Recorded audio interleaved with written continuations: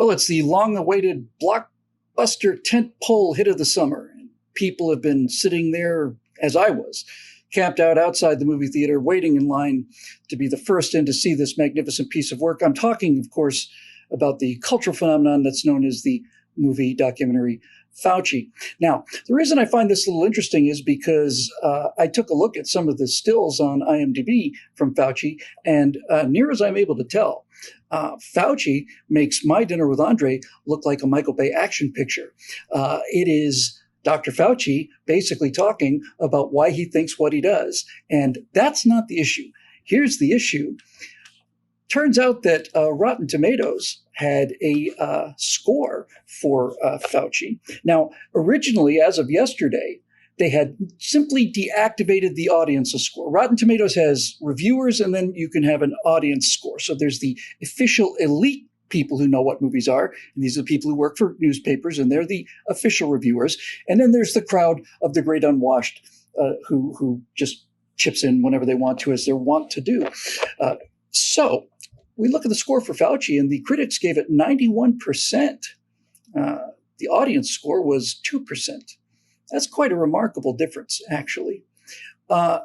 Steve,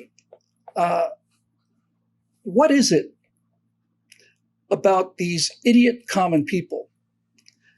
Is it just that they're too stupid to appreciate fine art like this? Is that what you're trying to say? Well, when you're trying to celebrate a warm and accomplished personality like Dr. Fauci, I think maybe a documentary is just a little too dry. That's just not the popular approach you want to take. What I would like to see is Fauci with an exclamation mark, the musical, and we could have numbers like Springtime for Lockdowns. Masks are here to stay. Pump up the jabs. There are all sorts of fun. Me, Dr. Faucius, yeah. Yeah, there are all sorts of fun things you could do to really drum up consumer interest in Dr. Fauci. A little more seriously, who knows what's going on? I know you want to talk about the disconnect between the elites, like movie critics or our superiors in Washington and Sacramento and elsewhere, versus the mob, us proles out here just voting on our little online things. But there's a more serious point here, and it's that Rotten Tomatoes is just a garbage metric. It's absolutely awful. It's the worst way. Look, elections are bad enough. But until and unless we figure out a better way to select our leaders, and I don't think we ever will, we have to have elections. But what a terrible way to rate art. What a terrible way. It's just awful. I'll give you an example, and I know I talked about this backstage, but Roger Ebert was an idiot about politics. He was, however, such a brilliant movie critic that by reading his critiques of movies, it made me a smarter moviegoer. I learned to enjoy. He taught me to enjoy movies than I had before I started reading him. And it's not that I agreed with him on everything. No. You find a critic or two that you trust their reasoning and you can relate to their writing. And what they do is, whether or not they liked a movie, the way they talk about that movie lets you know whether or not you're going to like it, regardless of whether or not they gave it the thumbs up or the thumbs down. And that's what a critic is supposed to do, is to give you the context to make up your own mind. This idea that 35 accredited or whatever approved Rotten Tomato viewers have the lock on quality, and that 500 or 5 million Rotten Tomato online contributors have some better or worse lock on the quality of a film. No, these are garbage metrics. The quality of the art of the movie is determined by the viewer. And by the way, this movie sucks. If they're garbage metrics, then why are they there? And you raise an interesting point. Let's take Roger Ebert, for example, who was an excellent film critic as a general rule, I thought. I want to know if Roger Ebert would give a movie thumbs up 91% of the time. Or not, let's say let's just say, here's the question. Did Roger Ebert differ from his audience by 91% to 2%? Oh, I doubt it. In other words, if Roger Ebert went in and rated a movie at 91%, would the audience then, based on Roger Ebert's recommendation, go in and rate that movie at 2%? No. No, because a good movie critic is supposed to be able to understand how film works, but he's also supposed to be able to connect with the audience and represent this idea that this is something you should go and see and not go and see. And Roger Ebert talked to people about what he thought was good movies and weren't good movies. And most of the time he was right because he didn't have an agenda. But when you have a 91% rating on the part of the mainstream news media and a 2% rating on the part of the viewing public, you've got a couple things going on. You've got this elite divide. You've got people outright lying. And you also have this gaslighting going on. 91%. Fauci, fantastic movie. Everything in it, just great. Now, Scott, we talked earlier on the Backstage show. We have another metric out here, which is undoubtedly a garbage metric. But the data in this metric is not the data that you seem to think I'm pointing to. The IMDB rating for this movie has actual numbers on it. There were 5% of the audience gave it a 10 out of 10, and then all the way down to nothing. And then 90% of the audience gave it 1 out of 10. Now, you've talked about how it's possible to have all of the anti-Fauci people suddenly go and review a movie that they didn't see. But these kind of numbers are pretty lopsided. And so IMDb decided to give Fauci an overall rating of 5.8 stars, when the arithmetic mean is 1.6 and the median is 1 star. Why do they do that? Well, the people don't know what they like. That's the problem. No, I think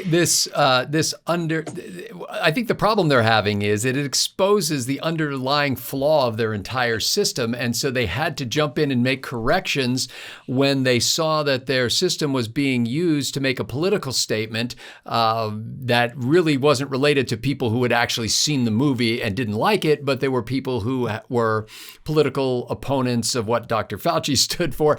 And really, their whole system's that way all the time. It's just usually the movies aren't so overtly lightning rod political as this one seems to have become. I think that few people trust those kinds of ratings, whether from the critics or from the alleged masses, who voted on these things. I do think they made a huge mistake trying to come up with a new indicator. I think they should have, perhaps they should put a note in there if they see that this is driven by, bot submissions or something, that people are submitting 1-star reviews who aren't really people or who didn't see the film. I think putting a note in there that said, this film got an unusually high number of 1-star reviews. It seems like it may be connected with this movement to drive down the popularity of this movie. Oddly enough, the people who were trying to ensure that nobody goes to see Fauci have drawn attention to it. In fact, there are some talk shows that are actually doing whole shows about this topic. So they are really, they defeated themselves if they hope to defeat the movie by going in and put a bunch of negative reviews and making a political statement that way. I think it was stupid for IMDb to come up with a new measurement metric. I think they should have just acknowledged the weakness of their existing model and said, this is just how this can be manipulated. And it's probably been manipulated in the past, but maybe not in as an effectively coordinated manner as we see now. And so, our attention wasn't drawn to it. I chose this topic because it's the most egregious example I've seen of a phenomenon that I've been watching going on for years and years and years now. It's all part of the gaslighting of the American people, and it basically works like this. If it is a left-wing film, it will have very high scores from critics and very low scores from the audience, and then we're told it's a statistical fluke or it's something, something like, oh, no, it's just a bunch of those Trump voters and so on. However, if it's a right-wing film, it'll have a very low critical score and a very high user score, just regular people score.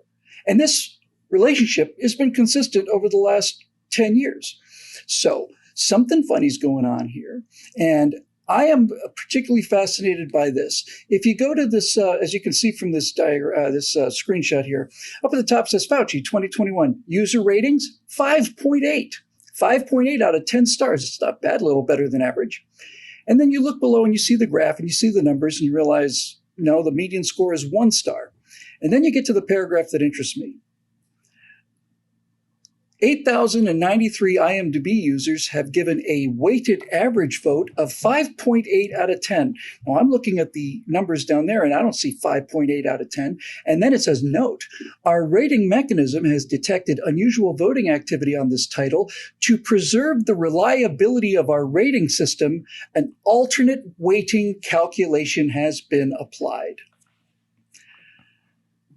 I personally think that with regard to, the way that certain votes are counted, occasionally an alternate weighting calculation has been applied. And this open admission of an alternate weighting calculation being applied in the face of data is something that I've seen with the global warming issues quite a lot too. That when the data doesn't match what they're supposed to match, then we find that an alternate weighting calculation has been applied. In other words, disregard the data, disregard what your own eyes are saying, disregard the fact that this is almost a 2-hour documentary about one of the most boring men in the most charismatic free situation possible. Here are some screen grabs. I'm already falling asleep. 91% from the critics who are trying to tell you something, and the people aren't buying it. So I'm getting plenty tired of being told what to think. And I know I'm not alone here, because even if IMDb is correct and huge volumes of people, 7,340 as of this count, decided to go and give Fauci a 1-star rating based on what they thought about Dr. Fauci, that's data. You see, that's data. And to take that data and turn that into a 5.8 or to give it a 91 is to basically say, well, we counted your votes, but we didn't like the outcome, so we've made a declaration that's more suited to our taste. For Steve Green and Scott Ott, I'm Bill Whittle. Thanks for joining us. We'll see you next time right here on Right Angle.